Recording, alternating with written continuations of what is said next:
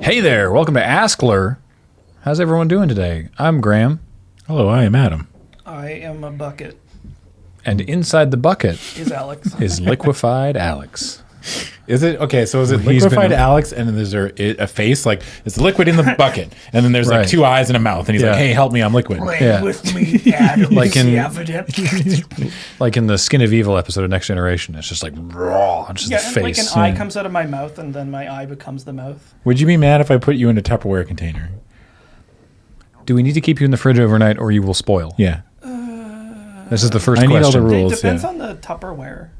Okay. Like if you put me through like a still worm, I would probably be mad. Like Yeah. one of those big cold brew rigs like they have at Yeah. the... Well, I mean, I was thinking like moonshine. Right. Oh, yeah.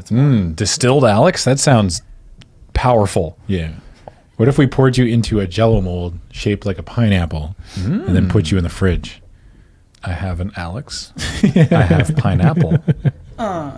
Pineapple Murder. Alex. Yeah, it's great. Yeah. So askLRR, not that you'd know it from any of that, is the show where we answer your questions. The questions posed by Sure we do. members of the YouTube channel membership who post questions in the monthly community post. And this month it's us. So let's do it.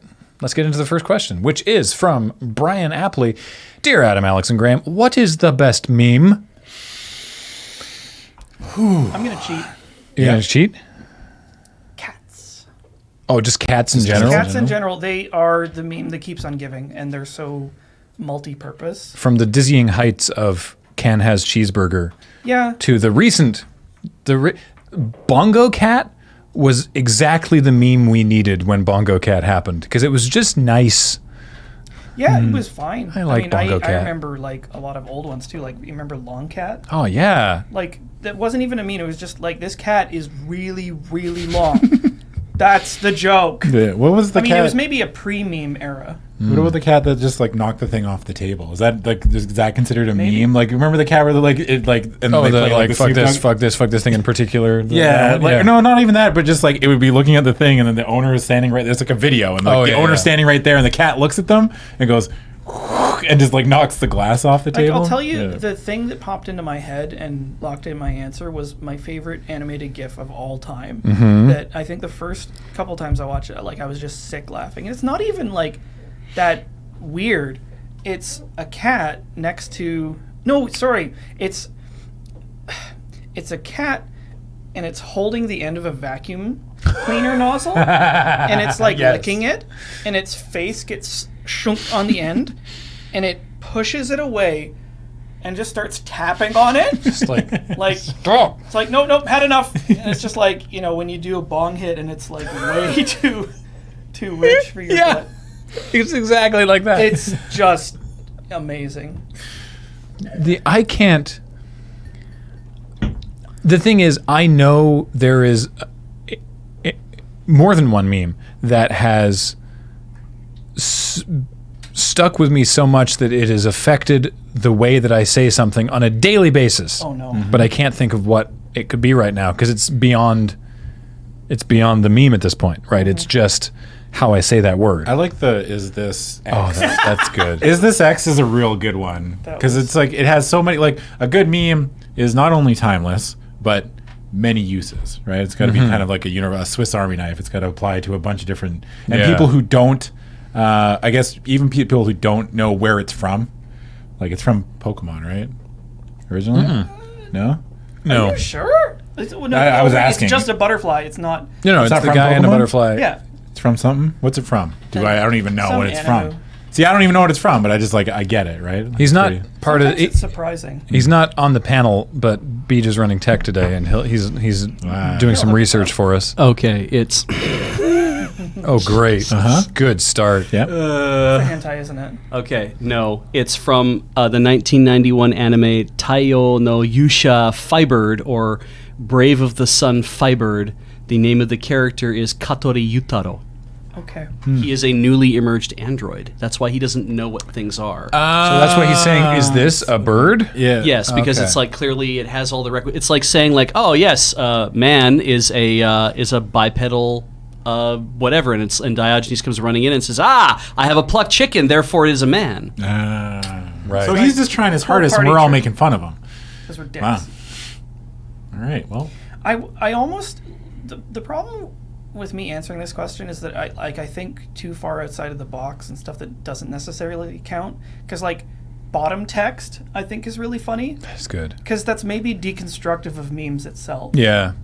Because it's just like take the meme format of like top and bottom text, write something in the top, and putting the text bottom text at the bottom Yeah. is just like I didn't even bother finishing this. I sort of put that in the same world as send tweet, Yep. which Yeah, I also yeah, yeah. Just thinking which I that. also really like that it's send like tweet's pretty good. it's like this is like I acknowledge this is not good. Like I know this is not that funny, but I'm saying it anyway. Send tweet. Yes. Really? Because my Yeah. read on that was always just like, this is a complete thought that needs no further embellishment. Go. Yeah, that's yeah. what I always took it as, like a Yeah. very funny period. Yeah. To me, when I was just like, Yeah. whenever I read send tweet, I'm like, oh man, that's funny. It makes Yeah. it funnier. I'm like, oh, they're very You just serious. spit about from this. your head and throw the mic down. That's the I will be taking no further questions. Yeah. Anyway, there's a lot. Oh, I like Trumpet Kid. Yeah. right. That Trumpet Kid was great, or is great. And it's I like, like the way that was achieved. In With the moving stuff around in Photoshop? Worst way possible. Yeah. Just by scaling stuff like. yeah. So. Good times. Beej, next question. Dear doctors, what is your earliest memory of watching wrestling? From Eivind Hillesund. That's a good question. This probably isn't the first time I saw wrestling, but it was. I have a lot of memories in high school of watching like various random stuff with my friends. I remember we bought a pay-per-view one time because one of my friends, Chris, had like a pay-per-view box. Whoa. Like back when you had some It has sort to of be on like 2 VHS tapes and. Well, no, it was like Oh, the whatever- physical, like the cable box, the right, physical 'cause cable you had to box have that the- you yeah. get that service on. Yeah. Right, the cable It company was gives very you novel, and we gives you was the like, hardware that we can- allows you to then give them We $60. can pay money to get a special TV program. So we watched it. I have no memory of what it was. It was probably like a WrestleMania or something. And another friend was really into like Japanese puroresu, and so Dang. he would. I think he had some like bootleg VHSs. I don't remember much of it, but he would talk about like the Great Muta a lot, just like Great Muta. the Muta Mystic. Dang. Kota Kabashi. Yep. Yeah. I vaguely remember in, I want to say like grade 3 or something, being at someone's house and their dad was watching wrestling, but it was like too much for me at the time. I don't, my first cogent memory of watching wrestling was in high school when a bunch of my buddies, who I still watch wrestling pay-per-views with from time to time, got together to watch WrestleMania.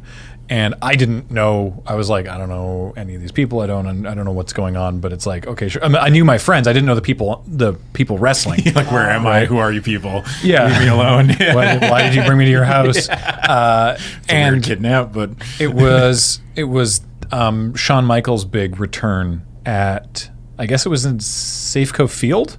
Was yeah, it? it was like WrestleMania 20, right? WrestleMania 20? Kurt Angle. Yeah. And it was, I just remember everyone was like, well, Sean's a broken man because his back is horrible and busted, and it's sad that he's even wrestling. And then it turns out that he was great. Yeah. Like he did a kip up, and everybody's like, what?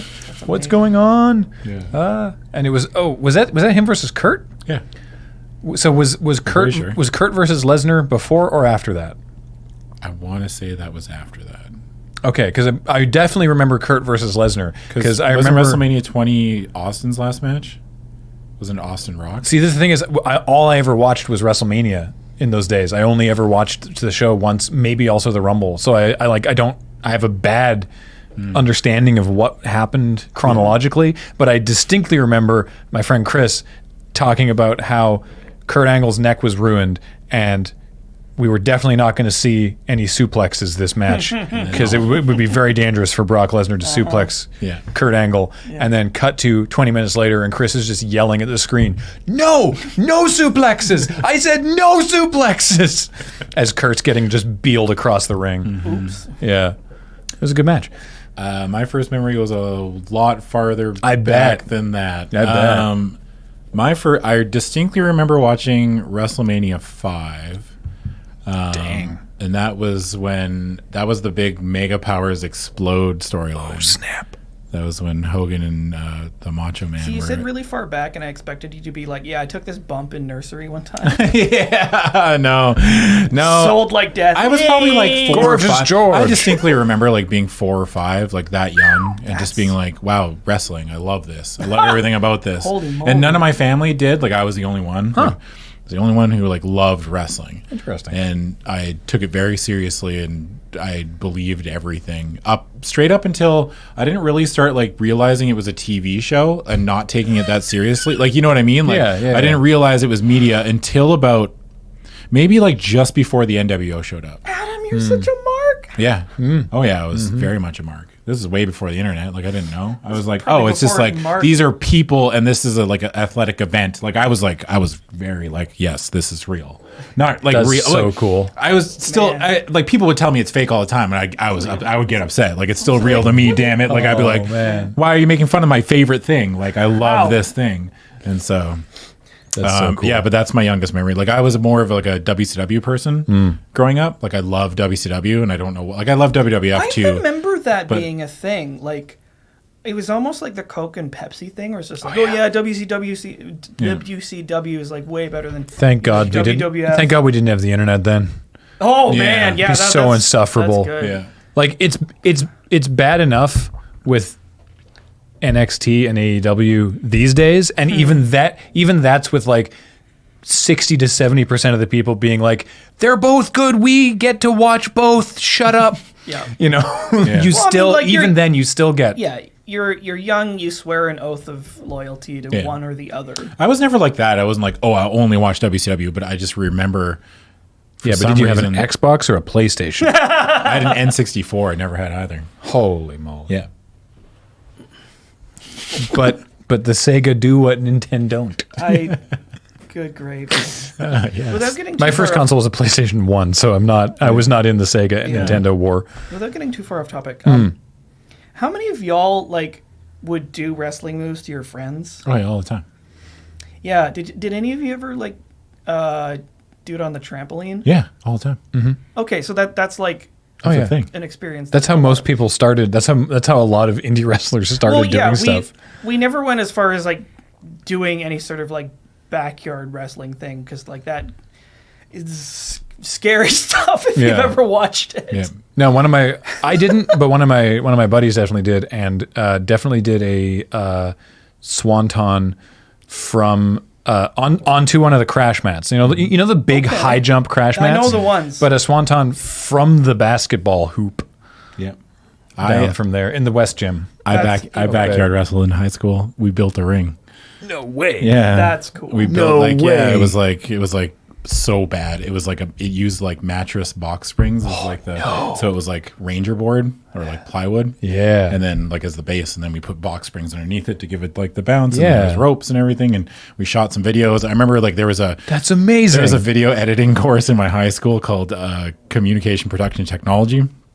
And I remember joining it, and then I did like a music video that was us wrestling. Oh And it my was- God. I wish I still had it, because I'd probably be too embarrassed to watch it. But my wrestling, I would- I can't believe I've never really talked about this before. But I would not be too embarrassed to watch it. I will watch it on your behalf. yeah, Reminding me that like my time sort of like experiencing wrestling overlapped with my theater experience pretty generously. Like a friend of mine did a music video, and a bunch of like just of us working on this. We're doing Evil Plant Eats You, Little Shop of Horrors. Yeah. And it was just a bunch of like behind the scenes stuff from that, and then like intercut with like this weird narrative of goofy stuff happening, and then just us doing wrestling moves to each other. Like I get choke slammed at one point, and then like my other friend like DDTs me, and somebody did like a vertical suplex. It was like pretty impressive. Dang. Yeah, So, I'm surprised I never on to got crash injured. mats the whole time, course, which was yeah. like there was like an excuse to be like, oh, we can do anything we want and Yeah. like not kill each other. Young and dumb, but not that dumb. not that stupid. Yeah. Yeah. Beach. Adam, sorry, Adam. The question actually: what's your personal favorite WCW moment? Let's ask Samurai Man, Tiger 19. Okay, because I didn't realize even when the NWO first started, I didn't realize that it was just like a TV show, right? Like I was still very much like boo the NWO. They're invading my favorite organization. I Who was are like, I these really chumps? wanted WCW to All fight back. according to Cake. How dare you, Hogan? Well, my actual legit favorite WCW moment, like no joking, is there was the Dean Malenko Chris Jericho storyline. And at one point, Chris Jericho had spent months ragging on Dean and telling him he wasn't good enough and making fun of his father because Dean's father just passed away. They used it as a storyline thing. So Dean's father died, I Like think. he shoot died? Oh, yeah. What the fuck? Yeah, they do that stuff like that all the time, dude. That So anyway- for non-wrestling people, shoot means for real. So Yes. he, Oh my God. he for real died. Yeah. So then they used it in the storyline, and they're like, "Oh, your father's disappointed in you. You'll never like whatever." And Dean lost a match to Chris Jericho. Like tried to get the title off Chris Jericho and lost to him, and then went away. Like he's like, "I got to go for a while." And then at Strings, I think it was like Spring Stampede '94. No, '98. Spring Stampede '98. 97 or no 98. They had like a battle royal, and it was a 20-man battle royal, and the winner got to fight Chris Jericho that night or right afterwards. And they had this big battle royal, and the last two people left were Juventud Guerrera and Ciclope. And then they both like stop in the middle of the ring, and then Ciclope takes the mask off and it's Dean Malenko, and the crowd like loses it. I think Chris Jericho went on record saying that was the biggest pop he's ever heard. Wow. And you should watch it if you haven't. If you have the network, go back, watch it. It's great. And then Dean Malenko beat Chris Jericho for the title. The only knock on that storyline is like Dean Malenko ended up getting stripped of the title in kayfabe, like in the storyline, because he was an illegal participant. Because he was pretending to be Ciclope. So that's the way it worked. But then there was no resolution. Like they didn't have a rematch, and I think it fizzled out. I think Chris Jericho left. That's why it fizzled out. So it was like this weird. But that moment is like my favorite WCW moment. Sweet. My fake one is Glacier. I was like, I thought Glacier was going to save WCW, dude. Glacier was like he looked like Sub-Zero. Literally. If Sub-Zero was a substitute shop That's teacher. amazing. So He's literally meant to look like Sub-Zero from That's Mortal so Kombat. funny. His name's Glacier. And I was like, oh, he's saving it. Because this was like the WCW versus NWO war I took very seriously. I was like, WCW's got to win. They're my guys. Like, I loved Sting. I loved, like when Sting disappeared and went off to the crowd, like he had to take his break. I was like, Sting's gone. Like, how are we going to win? Like, you know what I mean? Like, I took it very seriously. And I thought Glacier was going to be that the ace in the hole that WCW had. Was Glacier the guy that was also a competitor on American Gladiators under the same name? I don't think so, no. Because there was a guy named Glacier in American no, it's Gladiators, not. and I know there was crossover, but But anyway, those are my two. Congratulations for putting American Gladiator back in, like pulling that file back to the front of my queue. that show was sweet. Beach. What is the first video game you remember playing as a kid? From Drummy. That's tough. I know. No, I know. I also That know. was easy. You go first. Super Mario Brothers. Mine is also Super Mario Brothers. Yeah, it's not. No, now I feel old. Mine's either River Raid or Adventure on the Atari 2600. Adventure was you played like a little square. You were a little square. Wait a minute. And you could find like Oh, different yeah, colored yeah. keys. I remember and there was Adventure. dragons, Yeah, and yeah. you get the arrow and you stay. It's not that I'm not contemporaneous with Adventure. It's just that I never had or knew anyone who had an Atari. No, okay. I'm gonna get older than both of you. Yes. Karateka. Zork. Oh, Karateka. Wow. Karateka. Never even heard of it. Dang. Yep. I'm trying to remember what the computer was. Like maybe one of the like Apple home computers. What I remember is that it had like a black with orange, like bright orange, like graphics. I mean, well, a screen as far as it is concerned. Beach. Chances are good that if you had a monochrome monitor that was orange, Yes. probably not a Mac. You probably had a clone PC of some sort, It was Like a Tandy? maybe with a Hercules Maybe. graphics adapter, probably. But yeah, I remember playing this game. It's like a flat plane and you're this tiny little pixel karate man, and you climb up the cliff at the beginning. It goes,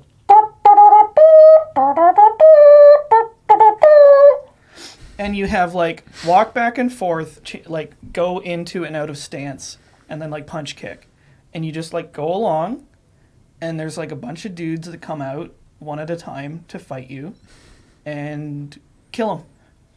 Sick. And the big thing was that at the very end, after you beat all the guys, if you were still in stance, when you went up to the princess, she would one-shot you. Oh, because she thought you were threatening her. I guess. Cool. Or it was just like, fool you. That's amazing. So that's a very old one.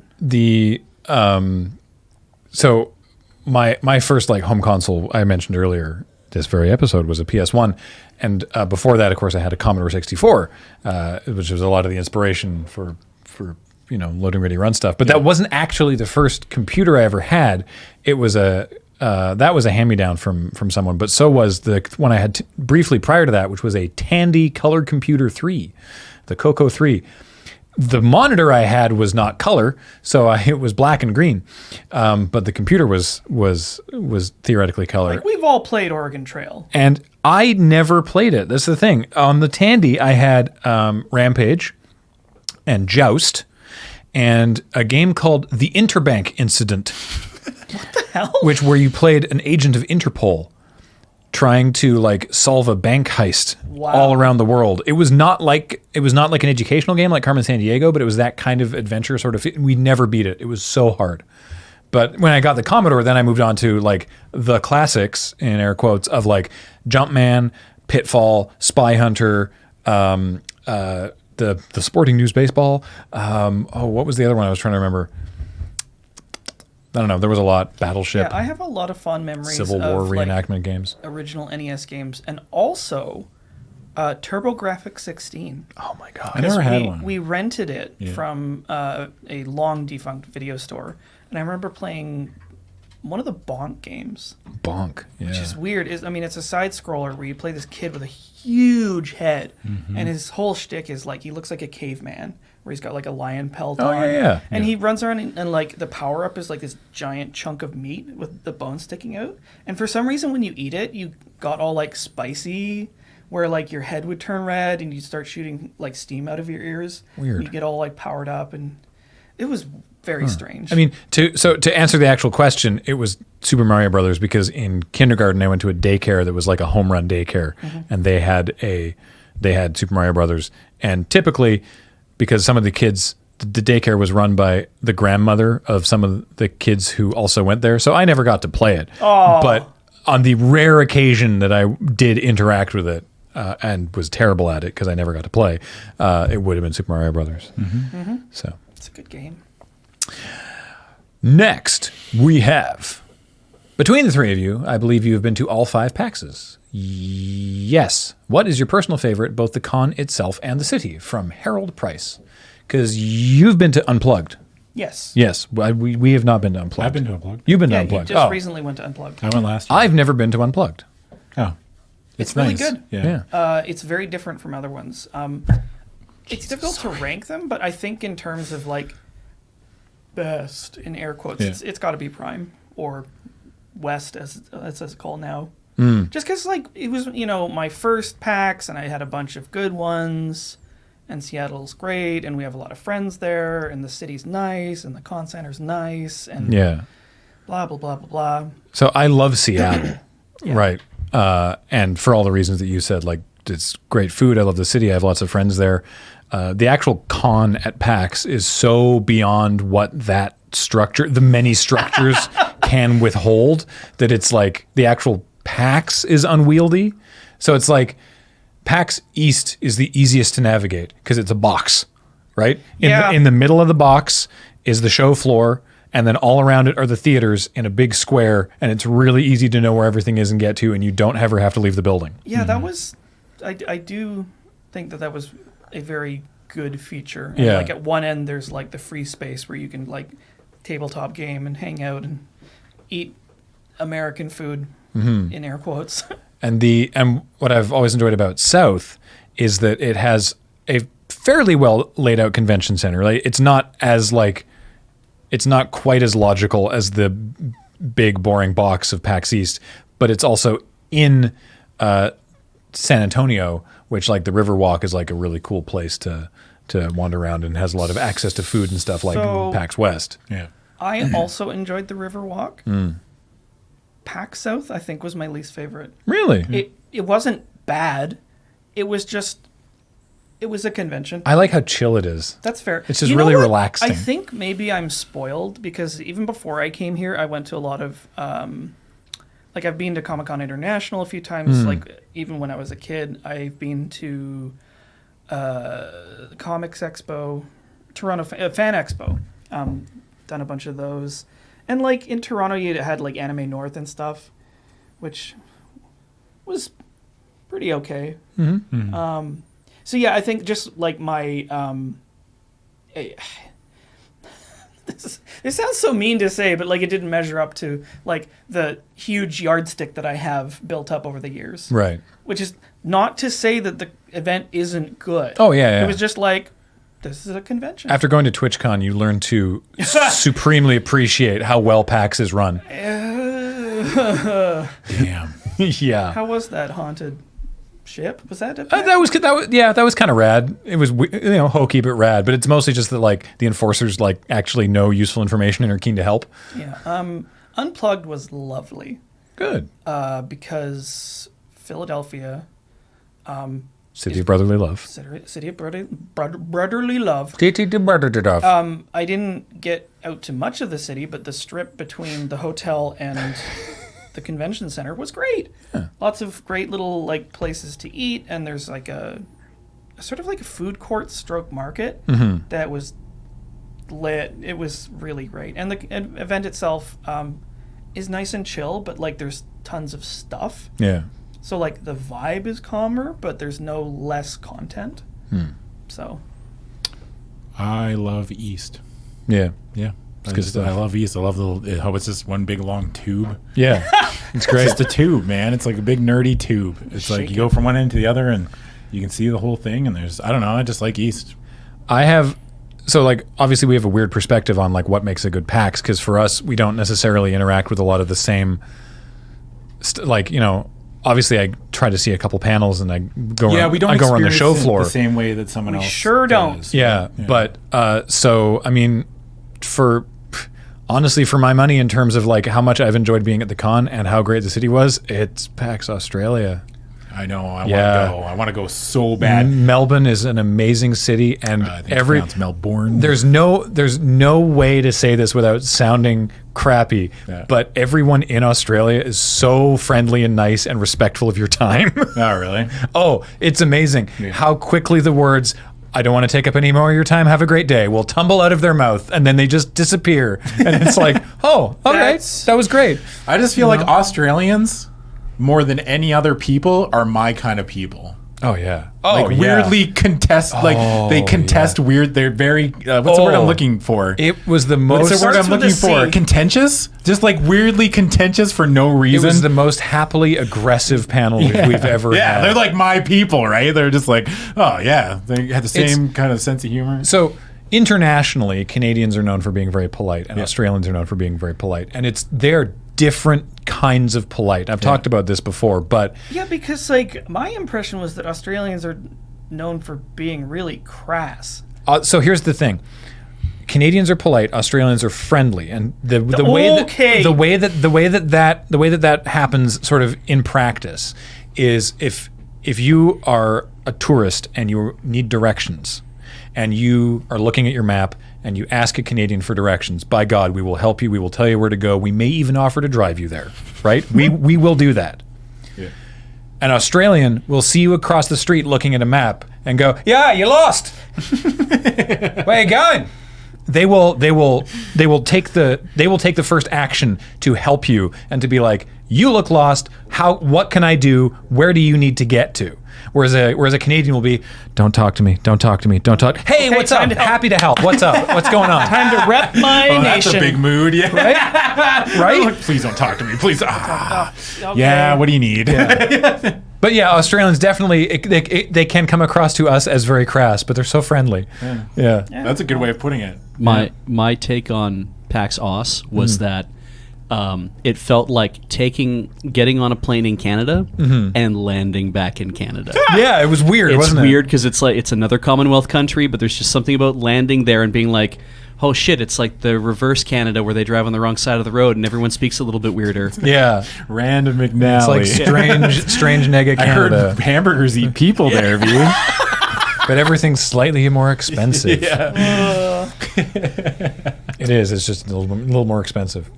Anyway, Yeah. I want to go to Australia. it's nice. Moving on.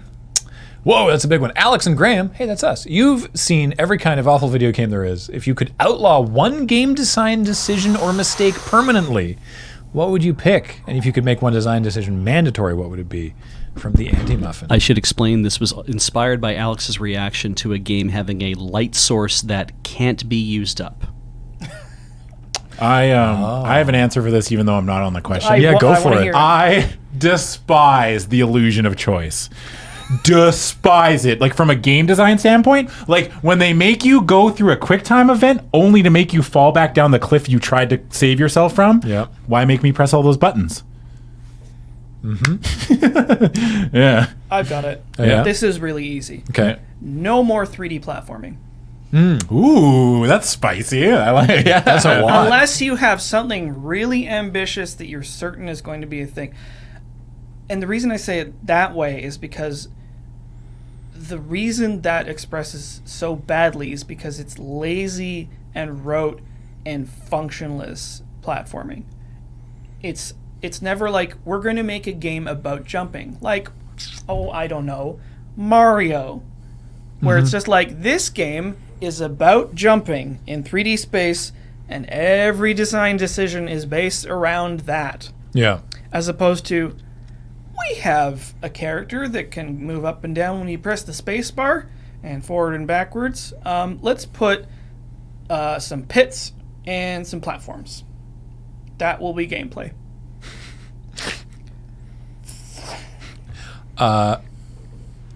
Item degradation. Oh, It's never fun. Yeah. It is never fun. And the thing is, some people are like, well, but it's like a survival game, so it's got to be realistic. Well, if it was realistic, Yeah. they would still last longer than this. yeah, like Make it realistic, Yeah. or just make them last forever. It is never fun. Yeah. do you remember You remember? early the first release of Dark Souls 2 where they had a bug where item durability was tied to frame rate? Yep. And So people playing at 120 FPS just had their swords go like. That's so awesome. I love stuff like that. Stuff like that's great. Yeah. It's so I mean, fun. like, I just hate when they make us do something only to take it away from us, like, or to make it will not matter. say- Like when I see yes or no questions in a game, I like almost always hit no just to see. Yeah. You know, it's like, why put the no there if you're just gonna like, Yeah. and they'll be like, oh yeah, like Dragon Quest does it, like Dragon Quest 11. I've been playing that, and that legit makes you hit no, but they always give you some kind of funny answer. They're like, don't be a jerk, go do the quest. They're just like, oh okay, yeah, it doesn't got me, but You know, I've been playing a lot of Minecraft again recently. You know, I relapsed, and it has sorry. item degradation in it, and I find myself not minding it. And I think maybe part of the reason is because like repair is such a like core thing to the game, and even repairing like special items, you have this diminishing returns mechanic, which feels kind of fair, where it's like you have this super enchanted thing, and the first time you repair it, it costs this much XP, and the next time it's like more than that, until it gets to the point where it's like, I think it hard caps where it's like it would cost too much for you to repair this and you can't. Then you can use it as like parts. It is. I will say the degradation is the most forgivable in survival games like Minecraft. Yeah. But, I still don't like it. That's perfect. But like action games, it's like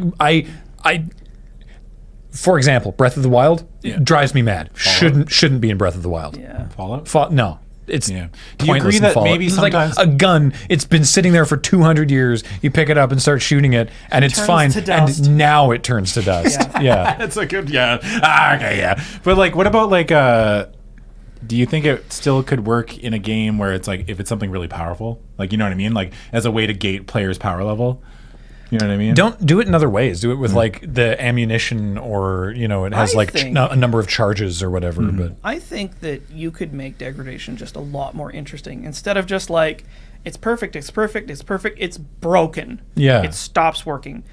If instead it just was this long decline into shittiness where it's just like, oh, it won't hold 0 anymore, but it still shoots, and it shoots a little to the left. she's still got something in her. And I have to rack the bolt like 7 or 8 times, but it still chambers most Can you of the imagine time. someone just like reloading a gun in Fallout and then just like wailing on just get in just like ramming the mag into the come on. That would be really interesting, because then you would be like pitting the function against like your patience. Yeah. Which is just like, this is really good when it works. In Betrayal at Krondor, which is one of my favorite games of all times. Betrayal at Krondor. Yeah, it's and I'll probably do a play it forward someday on it, I hope. Wow. But it would probably take me like 32 episodes. Anyway, it has item degradation. It has sword and crossbow degradation. And how they deal with that is they give you items you can use, like a whetstone, to sharpen your sword. But you get to sharpen your sword. And when you do, if your skill isn't good enough, you can actively lock it to a certain point, so you can't get any better. So you have to practice sharpening swords to get your skill up to a point where you can actually sharpen your sword better. That's really cool and does not sound fun to me. It's a bit of a pain in the ass. Yeah. But it does mean that that's like a, wow, awesome, I hate it. Like, it's, you kind of have to pick your battles a little bit. Yeah. Then it's like, do I actually do this? So what I would do is I would kill some guys, then I would pick up their swords, then I would sharpen their swords. Then I put them back on the bodies. Okay, then so I'd get my skill up. Just like a brief tangent here. The weird behavior that video game mechanics like force you into, that if you really take a step back and like think about it, you're like, this is crazy. yeah. It's just like, this dude went around and he would sharpen other people's swords and leave them. Yeah. Just Why? Well, he was trying to get better at sharpening. wander into people's houses. Yeah. That's so It's like you walk in and you pick up someone's pot and you're just like, you just smash. and they're just like, this is fine. Link, no. This is fine. Anything in here? No? Nothing? Okay. Did you bogart all those rupees? Oh, old man.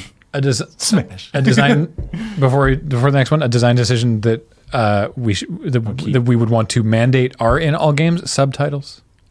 Yeah, well, that's just an accessibility thing. Yeah. Okay. Subtitles. Accessibility features. Yeah. Okay. Yeah. No, I'm 100% in on that. Like subtitles. Colorblind. And if we're gonna, if we want to get fancy, closed captions as well. Let's be accessible. One of my favorite things that nobody's gonna like, not everyone's gonna like, but loot based by color rarity, baby. Give me those purples. I just want like every game to have like that system, like Diablo. I want every game to be Diablo. I like it. So like your waifu walks up and she has a purple halo. Or Yeah. Whoa. Gotta like, put whoa. And then I throw her in the gold trash can. put a ring on that one. Beach. I got beach. Whoa. I really like everything about Moonbase Flyover at the beginning for Loading Ready Live. It's so good. Thank you. Correct me if I'm wrong. You never changed that formula since episode 1? Correct. And well, except for the times that we have as a bit. Remember the time we used an actual drone? That was really funny. I find that particularly impressive. What was the process behind coming up with that particular bit? Do you ever consider ways to start the show or other ways to start the show? From Nudie93. Inside beach using an endoscope. You know what's funny is that the genesis of he said, completely moving on from what Alex just said. The genesis of Loading Ready Live was sort of based on a misunderstanding because we were going to stop doing askLRR, and we talked about ironic. Yeah, well, or not askLRR, but the LRRcast, which used to incorporate askLRR. So we were going to stop doing the LRRcast, and we were like, and then there was a discussion where we were talking about replacing it with a live thing. And everyone other than me was on the same page that it was just going to be a live podcast. Basically what we're doing now, but live. And for whatever reason, I had completely misinterpreted the discussion as a variety show. So I went away to think about what it should look like. I went away to think about things, and then I came back and said, "Lo, behold, the variety show." And everyone's like, "What? The what? I mean, yeah. So then we had a meeting, and I was like, "Okay, so I think it would look, like this," and laid out the basic structure that we started with for live, which has, improved and coalesced over the years. But I was like, I think it would look sort of like this, And people all were looked like, at you like your face was crumpling. "Yeah, you were. Yeah, no. I mean, Paul was like, that is not what I thought we were talking about, but I like it." Like everyone was like, "Oh, sure." Is that when everyone stands up? They're like, What? What is No, it was We're going to do this weekly, right? Yeah. Oh Christ. I mean, no. But yeah, it was really funny. So it was like, okay, well then, yeah, what do we, how do we lay out the show? And I don't recall whose idea it was originally to do because I'm not claiming that, but to do like the sort of the fly through. But I know that I definitely liked the idea of having signs placed around. Maybe it was, I don't know. Anyway, signs placed around the moon base for like the different segments of the show. I really liked that sort of idea. It's more impressive now than it was at the moon base we started in. Because it wasn't as much travel at that one, but yeah. We do have the nice long hallway at the end. For Beach to haul ass down and almost eat crap on. It's kind of been like, it's a thing I really jealously protect too, that I don't like to give up control of that, because it's something at the very beginning of the show where I'm kind of like, this is something I have a lot of control over, and it's something I put a lot of thought into how I want to work. You do like it. I really do like doing it. Okay. I'm coming for it. And I write the fly through every time we do live, or almost every time we do live. I write the fly through as well. So that's definitely I want to do this. I want it done well. And when somebody else picks up the gimbal and doesn't turn it on, Oh no! You just Right. it eats away at my soul every time. I don't know if you ever saw this. You need to watch the video after this, Adam. But there was an episode of Live where Beej was needed for something else, and so Ian ran the thing, and forgot to actually turn on the gimbal. So it still helped a little bit because it was still well balanced, but it didn't have the motors actively stabilizing the camera. So it started okay, and then after about the first turn, the camera just started wildly swinging around in bizarre directions, and it was I think, didn't Paul like crack up laughing halfway through his narration because it was just so funny? It was like, this is completely. It was like it would have been unusable were it not live. Yeah. So there we go. You hear the That's sound funny. of Beej eating his own teeth. Crunch, crunch, crunch.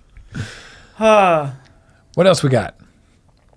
Did any of you ever expect LRR to become what it is today? What has surprised you the most, saddened you the most, and brought you the most joy on this journey? What are your wildest dreams for LRR moving forward? From Aldunis. Wow, that's a big question. Did we ever expect LRR to become what it is today? Well, you should answer. I had no idea what I wanted. I mean, it was I didn't originally. expect you guys to get to where you are today. Like when I first started, like, oh, they're just making videos. I'm like, cool, you do you, I guess. It was never the plan, right? Like, I mean, it's been incremental, right? Like originally the plan was to do sketches as a creative outlet to build up an audience so that people would actually watch it when Paul and I did a travel vlog of backpacking around Europe. Wow. Huh. Correct Yeah, me if I'm that. wrong, but like a lot of what everything is just a continuous slip and slide pratfall forwards into the future. Yeah. Basically. I mean, that's Like, life, really. Yeah. Yeah. Oh no! No, my Seymour. bottom is all grassy. Ooh, piece of candy. That went weird places. I don't know if it makes me sad, but because like what has made you sad? I do wish we'd gotten in on the ground floor of YouTube, just purely for the visibility, because people that did, just by the nature of being one of the first people on YouTube, found great success from that. And the thing is, and I know I've harped on this before, no one remembers in the beginning YouTube looked like ass. And we were like, I don't want to put our videos on there. They'll look bad. Ew. And so we didn't. And then turns out It's a reasonable response. having a platform is relevant. So yeah. Can you put the question up again? I can't remember everything. so that much was of it. asked. There was There was a a lot. lot of questions. Sorry. one Beach second. has some way of doing Many this. questions. Big, Many questions. thick I don't think anything's boy. ever saddened me. What has brought you the most joy was one part of it. Road quest.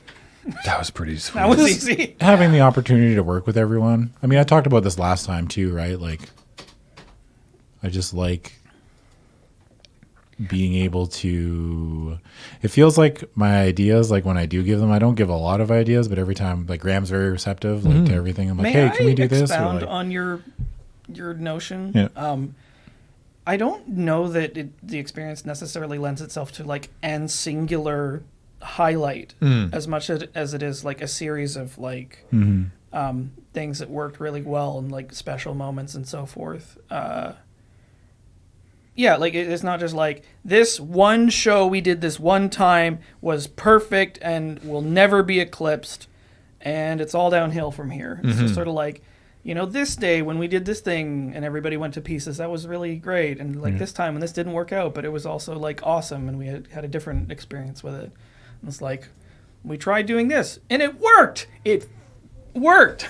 Yeah. there's never been a time when I've been like done anything around here and been like, wow, that was a miserable experience. Even if I wasn't like maybe happy with like the way I performed or whatever, like with my personal input, but it's still like the whole experience has always been like, oh, this has been fine. Like it's still just hanging out with my friends, right? Like I just get to hang out with everyone and then be an idiot sometimes. And that's pretty much it. I don't know. Like the most joy, like I don't. If James's I can give it, approval. well, that's never happening. The funny part about that the last part of the question there, like my wildest dreams are not wild, right? Like they're my Your wildest dreams you just talked about is you and Paul do a travelogue in Europe. That's pretty wild. my wildest dreams is that we find an even bigger audience, then that more people get to see what I believe is legitimately great stuff that we make, and then we get to pay the people that work here more to be working here more to make things that they enjoy making. Yeah. Right? Like that's not a wild dream. You know, it's just we are where we're at now. It's taken a long time to get here, and it'll take a while to get to there. But I mean, that's not. That's like, you know, that's not an unachievable goal. Okay. Because my wildest dreams is we save the Earth and defeat entropy. Oh yeah. So We push like, back the darkness. Yes. Yeah. Sorry. Wildest dreams. We stop climate change. You know, that would be great. But I mean, that's not something that Loading Ready Run is going to be able to accomplish. We all go in on a Lotto Max ticket together, win the big prize, and be like, and then kill each other. And then I claim to have paid more than everyone else, and my cut should be bigger. Yeah. So begins the blood feud. I mean, I've said like if I win like the Mega Millions or something, right? Yeah. Like no single human, even someone with a family, needs that much money, right? I'd be scared. So it's like I take a chunk of it, put it in a bank account for what I've seen someone who won the lottery refer to as the "fuck you, I'm a millionaire" fund, right? Where it's like I could buy this whole restaurant, you know, where you Maybe I will. Oh Yeah. no, there's upkeep and I have to run it. And this Yeah, sucks. exactly. And then just invest the rest here and be like, all right, we're gonna buy our own building. Everyone's hired. Let's figure this out. Everybody gets a gold toilet. Poop in a gold toilet. That's okay. I'm in. Yes. Maybe no office chairs, just gold toilets. No pants allowed. no gold toilet, but a Toto washlet. Yeah. What? A washlet, the Japanese robotic toilet seat that The like one that like massages your bum. washes your bum. That'll like squirt hot water. I feel like I'm living a different life It's than like the rest of you. It's like a built-in bidet. You are. Yeah. Yeah, it's like warmed, and then it has a little wand that comes out and like sprays water up. I figure because like, okay, it's weird to me because I didn't ever think about like, hey, I really wish this stream of water could blast my asshole. Yeah, and clean it up. yeah. And clean it off. I mean, like, But now I that you figure know that that you once, can. once you like do it a couple times, you're like, wow, how did I live before? Like, you know what I mean? this is Because I've never great. done it. I've never like physically sat down and been like, psst, and then like, oh, that was weird. Yeah, it also has a kinda button liked it. that plays like really, really loud ocean noise to mask the sound of shit blasts. of your bowels. So it means that instead of someone in the other room not hearing you go to the bathroom, they instead hear deafeningly loud waves and go, "Oh, I bet Adam's taking a shit." Never quite understood the benefit there. Anyway, what's our last one, Beach? Oh, okay, I need a second. Oh, sorry. Well, Here. what's the best? Chew on. Oh. Chew on this real fast. Oh, heck. Favorite road quest moment, asks Melinda yeah. Phantom. Either have you seen a car in the last 5 minutes, or That was... the hangman thing was pretty great Yeah, that was... Okay, so like... for me personally. Like the moments I was involved in, but overall, I'm not sure if like... the whole like the Hell Road. Yeah, that was pretty funny. We were just howling when people started changing cars. Yeah, that was very silly. We were just like, this sucks. Just the view from the top of the World Highway, that was just so different. There and was so alien. much- It was amazing. Stuff that we saw, there's like, this is fake. I'm standing here outdoors with just my glasses. This is fake. That's Yeah. Photoshop. Yeah, it just like... Nothing looks that cool. Yeah. No. How long have you seen a car since? Yeah. I think I talked about this on the Q&A, but I made the decision to hit Ian with the joke at the last possible second, Yeah. where he like asked it, because we were gonna do it for real, and like a little demon flew into my brain. I was like, no, this is too funny, Yeah. It and was. I just like, oh, Say like 5 minutes ago. I remember. like I couldn't get through the whole. You hear me cracking up halfway through. Yeah, the first time you showed me that clip, because I didn't know Alex did that, because we didn't hear it on the radios. Yeah. And then I saw the edit, and I was like, "Oh my god, Alex, Yeah.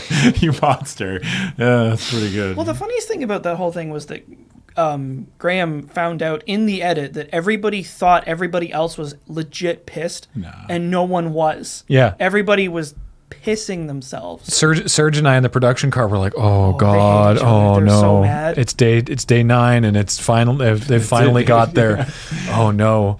And it turns out it was just really. Oh, funny. everybody was having jokes So and thinking funny. like, "Oh, they're so angry at I us." love it. It was great. All right.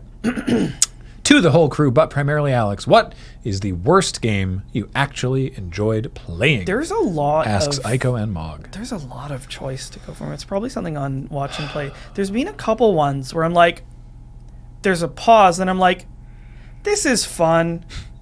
There have been Like, this some. is actually pretty fun. There have been some games in Watch and Play where I've been like, I want to see where this goes. This is bad, and it's like objectively and subjectively bad, and I want to keep playing because I'm fascinated I'm by going it. to give you a weird answer. All right. That is not inside of Watch and Play. I was really sick one day, and something that it kept popping up on like crazy sale for like $1 was Blood and Bacon. I've heard of that. And I was like, why not? I feel like death. I will play this. And it shouldn't be a very good game. It's a wave shooter, but it takes place on a farm. I know exactly what you're talking about. It's really like I fun. played that game. Really? It's super fun and really weird. Like really weird. Like there's a farmer who is pinned to the wall with a pitchfork who talks to you between waves, telling you what to do. It's never explained. Huh. And every wave is just a different kind of pig. And there's like a huge machine at one end that you can like herd pigs into, and it mulches them, and you get like power-ups out of it. Yeah. Like it's grotesque, and I don't know. It's just like it should be a bad game, but it's actually like really fun. Huh.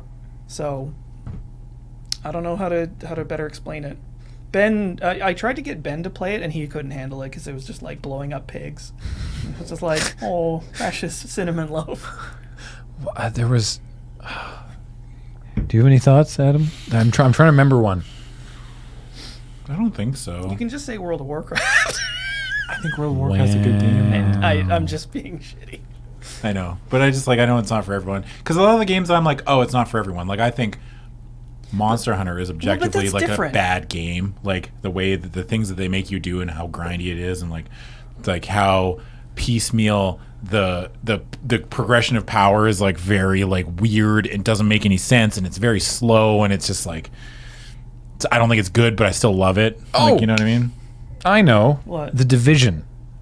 Oh, that's a good one. I heard that one was like not great, Yeah, but some it's people like love there's it. just a lot of things mechanically and definitely thematically about that game that are not good. Yeah. And I was just like, this is sweet. This is cool. It was really fun for the time that I did play it. Yeah. I was about to... Did not buy the second one because yeah, same. Good Lord. I was just about to answer. It's like there's another one that I've talked about before. It's Stalker. That game is garbage. It's got some real problems. It sucks. Especially fresh out of the box. It's just awful. And I love it so much. I've been meaning to play that. It's like, okay, if you're gonna play Stalker, talk to me. You need these mods. It's one of those things. It's like it's like you have to. It's like the Dark Souls lighting engine fix, right? You have to play Dark Souls with DS fix, right? Yeah. But it's like Stalker. It's like, okay, you want Stalker? Fine, go buy Stalker. Come back to me. Let me give you the mods you need to not hate Stalker. And it's like, choose which flavor of not hating Stalker do you want? It's just like, you it's almost like a hobby project where it's like, okay, you buy from the manufacturer like the kit, and then you throw out all this junk that you don't need, and you put in like this, hobby this, and Stalker. this. It's literally like it's like you bought a Lego set, but they put it in a bunch of pieces that just don't fit into the thing. Like they just don't make it. They left out like a door and stuff. You're like, okay, well, I guess I got to put in my own door into this castle that I bought. And if I'm putting my own door in, I may as well make it a cool door. Yeah, it's a game that reaches its potential through mods, and even then, it's still very rough around the edges. I've watched you play a lot of Stalker. I've watched you play Stalker too. Yeah. I was like, wow, I should check this game out. There's just something about the way it plays, and Fallout is similar, but not the same, and Metro was not at all the same. And it's just like there's something specific about that exact type of experience of like survival in this like hostile wasteland was just like, it's very compelling. I can't quite explain why.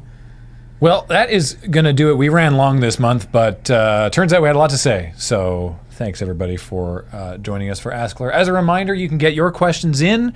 Heather will be making a community post visible to YouTube members of this channel. And so to do that, you must become a member at any level. And we really appreciate that. So thank you so much for choosing to support us here. And if you don't support us here and you support us on Patreon or on our Twitch, thank you so much. And if you don't support us at all monetarily, but just support us by being here and watching and telling your friends and being part of this amazing community, thank you for that, because it all matters and it all helps. For helping. So thanks, everybody. Thanks, Beach, for running tech. Thanks, Heather, for producing this show. And some other 3 people will talk to you next month on askLRR. Who could they be?